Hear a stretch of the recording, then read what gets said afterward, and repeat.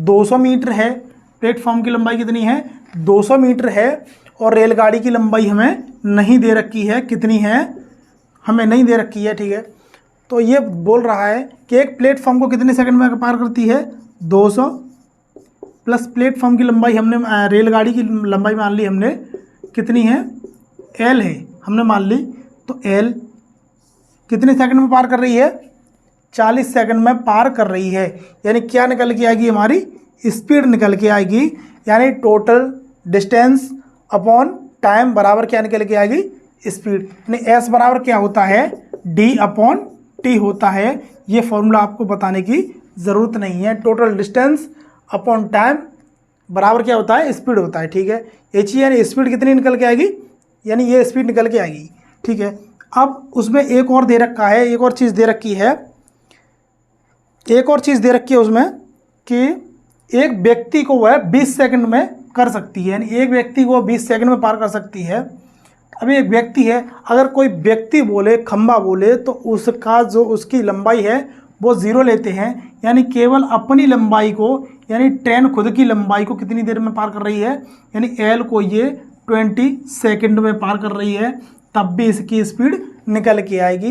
यानी अपनी लंबाई को 20 सेकंड में पार करेगी तब भी तो इसकी स्पीड ही निकल के आएगी, यानी स्पीड ये भी है और स्पीड ये भी है। तो क्या ना हम इन दोनों को बराबर बराबर रख दें, तो इनको रख सकते हैं। तो 200 प्लस L अपॉन 40 बराबर L अपॉन 20, तो इनको रख लेंगे, इनको काट देंगे 2 बार, यानी L बराबर कितना निकल के आएगा, ये हमारा L बराबर कितना निकल के आएगा 200, यानी इसकी जो लंबाई है ट्रेन की लंबाई है वो 200 मीटर है। जो ट्रेन की लंबाई है 200 मीटर है, ठीक है। एक जो मेरा मित्र था वो मुझसे बोल रहा था कि इसकी जो लंबाई है वो 100 मीटर निकल के आएगी, लेकिन नहीं भाई, इसकी जो लंबाई है वो 200 मीटर ही निकल के आएगी, ठीक है। कुछ बता रहे थे। अब इसको एक और तरीके से कर सकते हैं। तरीका क्या है, मुझे एक बताओ, इतनी कैलकुलेशन करने की ज़रूरत ही नहीं इसमें। जब उसमें बोल दिया है कि एक प्लेटफॉर्म को कितनी देर में पार कर रहा है, यानी एक प्लेटफॉर्म को वो 40 सेकंड में पार कर रहा है, और खुद की लंबाई को यानी एक व्यक्ति को पार कर रहा है तो 20 सेकंड में पार कर रहा है। यानी प्लेटफॉर्म की लंबाई कितनी दे रखी है 200 मीटर दे रखी है, और प्लेटफॉर्म की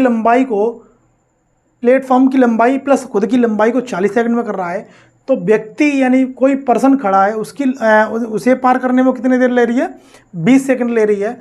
तो कहीं ना कहीं प्लेटफॉर्म की लंबाई के बराबर ही ट्रेन की लंबाई होगी, जो हमारा 200 मीटर आंसर होगा। अगर आप क्वेश्चन में थोड़ा सा दिमाग दौड़ा दोगे, यानी थोड़ा सा दिमाग लगा लोगे, तो आंसर आपका यही रखा हुआ है 200 मीटर, ठीक है।